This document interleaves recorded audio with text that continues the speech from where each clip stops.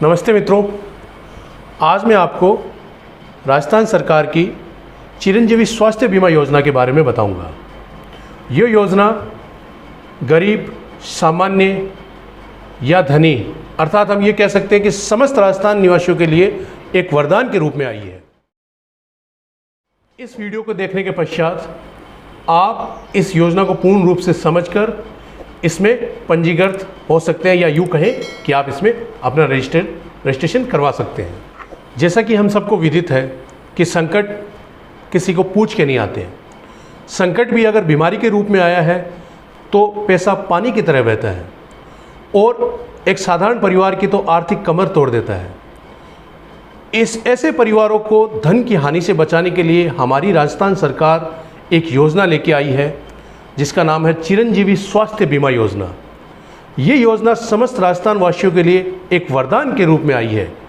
मैं आपको बताऊंगा कि कैसे आप इस योजना से जुड़कर अपने और अपने परिवार की सुरक्षा सुनिश्चित कर सकते हैं। वीडियो में बने रहें। आइए सबसे पहले जानते हैं कि इस योजना में हम अपना रजिस्ट्रेशन कैसे करवाएं, यानी हम इस योजना से कैसे जुड़ें। नंबर 1, राष्ट्रीय खाद्य सुरक्षा अधिनियम और सामाजिक आर्थिक जनगणना 2011 के लाभार्थियों को रजिस्ट्रेशन की आवश्यकता नहीं है और उनके लिए योजना भी निःशुल्क है। राष्ट्रीय खाद्य सुरक्षा अधिनियम क्या है, इसको हम सरल भाषा में समझते हैं। जिन परिवारों को सरकार की ओर से हर महीने गेहूं दिए जाते हैं वो राष्ट्रीय खाद्य सुरक्षा अधिनियम के अंतर्गत आते हैं और ऐसे परिवारों को इस योजना में किसी भी तरह का शुल्क देने की आवश्यकता नहीं है। कहने का अर्थ है कि ये योजना उनके लिए बिल्कुल निःशुल्क है और उन्हें किसी भी तरह का रजिस्ट्रेशन भी करवाने की आवश्यकता नहीं है। अर्थात वो घर बैठे स्वतः ही इस योजना से जुड़ जाएंगे। उन्हें किसी भी तरह की औपचारिकता करने की बिल्कुल भी आवश्यकता नहीं है। सेकेंड नंबर पे है लघु व सीमांत किसान, वो होमगार्ड, आशा कर्मी, पंचायत सहायक, पैरा टीचर्स एवं विद्यार्थी मित्र, आंगनवाड़ी कर्मचारी, सहयोगिनी समेत सभी संविदा कर्मियों का बीमा प्रीमियम भी राज्य सरकार देगी।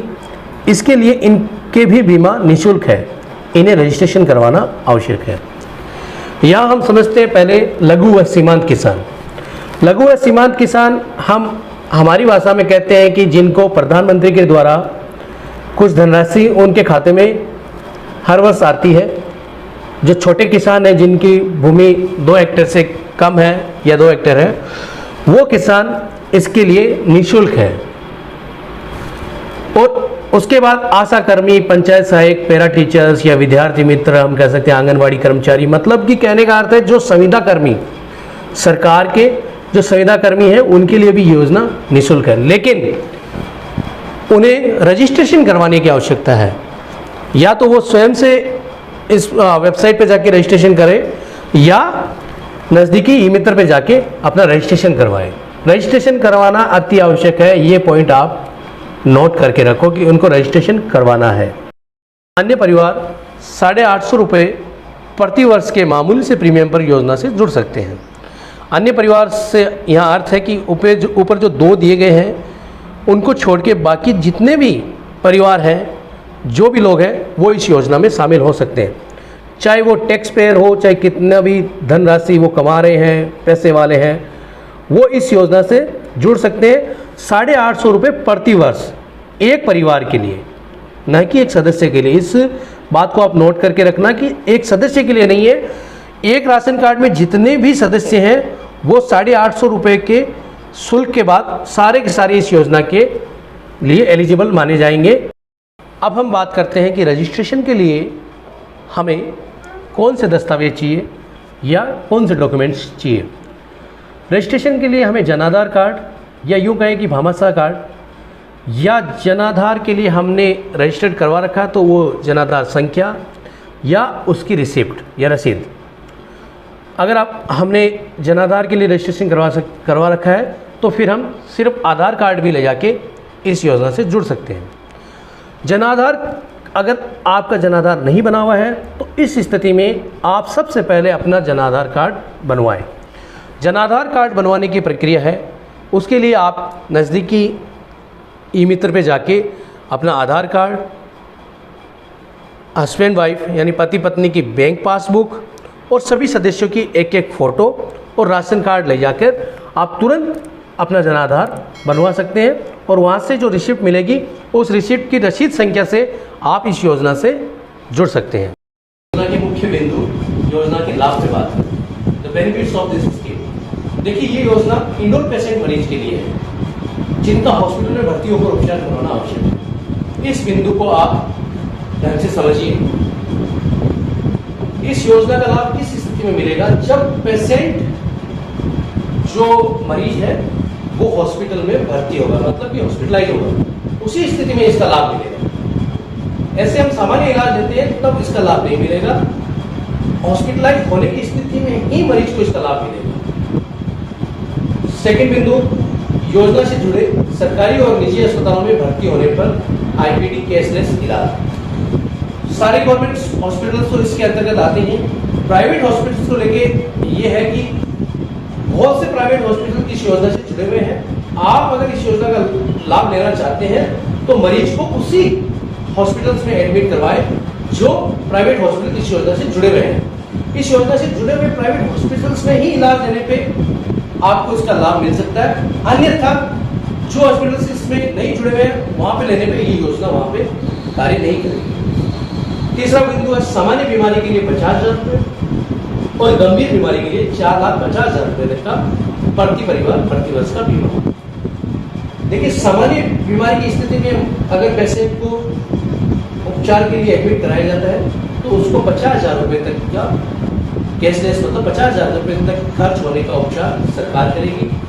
गंभीर बीमारियों के लिए अगर उसको एडमिट किया जाता है, उसको भर्ती करवाया जाता है तो 4,50,000 रुपये तक का खर्च सरकार वहन करेगी। जो परिवार इस योजना से जुड़े हुए हैं उस परिवार के किसी भी सदस्य को इस स्थिति का लाभ मिलेगा। चौथा बिंदु होगा अपना, इस योजना में अस्पताल में भर्ती होने से पूर्व के 5 दिन एवं अस्पताल से छुट्टी होने के बाद 15 दिन तक उस बीमारी का चिकित्सा खर्च भी कवर होगा। यहाँ आप चिकित्सा खर्च से समझो कि मेडिसिन खर्च, मतलब कि दवाइयाँ। जो भी पेशेंट इस योजना के अंतर्गत एडमिट होता है उसके 5 दिन पहले का जो भी उसको मेडिसिन, जो दवाइयों पे खर्च होगा वो सरकार देगी और 15 दिन और उसको डिस्चार्ज, मतलब छुट्टी मिलने के 15 दिन बाद तक का भी जो खर्च है वो भी सरकार वहन करेगी। पांचवा बिंदु है कि इस योजना में बीमारियों के उपचार के 1576 पैकेज शामिल है। मतलब कि सरकार ने विभिन्न तरह की सभी, मतलब बीमारियों को देख के 1576 पैकेज बनाए हैं जिसके अंतर्गत ऑलमोस्ट सारी तरह की बीमारियां आ जाती हैं। मतलब कि हमारे सरल शब्दों में कहें कि सब तरह की बीमारियों का इसमें इलाज होने की सरकार ने वो योजना बनाई है। इस योजना में बीमारियों के उपचार के 1576 पैकेज शामिल है। कहने का अर्थ है कि गवर्नमेंट ने सभी तरह की बीमारियों को लेके 1576 पैकेज बनाए हैं। तो सरल भाषा में हम ये समझ सकते हैं कि ऑलमोस्ट सारी बीमारियां इसमें शामिल है। अब हम बात करते हैं कि ई मित्र पे इसका रजिस्ट्रेशन कराने का क्या चार्ज रहेगा। सरकार की नई गाइडलाइन के अनुसार ई मित्र को ये रजिस्ट्रेशन निःशुल्क करना होगा। तो ई मित्र आपसे किसी भी तरह का चार्ज नहीं करेगा। योजना का रजिस्ट्रेशन 1 अप्रैल से 30 अप्रैल तक है और ये योजना 1 मई से पूरे प्रदेश में लागू होगी। कहने का अर्थ है कि योजना का रजिस्ट्रेशन 1 अप्रैल से स्टार्ट हो चुका है जो कि 30 अप्रैल तक रहेगा। लास्ट डेट 30 अप्रैल तक है। जिन्होंने अभी तक रजिस्ट्रेशन नहीं करवाया है तो उनसे आग्रह है कि जल्दी अपने नज़दीकी ई मित्र पर या आप स्वयं से इसमें रजिस्ट्रेशन करके और इसके लाभार्थी बने और ये योजना 1 मई से पूरे प्रदेश में लागू होगी। जैसे कि आपने आज रजिस्ट्रेशन करवाया है तो ये आज से लागू नहीं होगी, 1 मई से पूरे प्रदेश में इसके जो बेनिफिट्स हैं वो मिलने स्टार्ट होंगे। मैं आपसे ये आग्रह करूँगा कि इस योजना में आप स्वयं भी जुड़े और दूसरों को भी प्रोत्साहित करें। ऐसा प्रयास करें कि कोई भी परिवार इससे वंचित ना रहे। Thank you. ऐसे ही वीडियो देखने के लिए हमसे जुड़े रहें।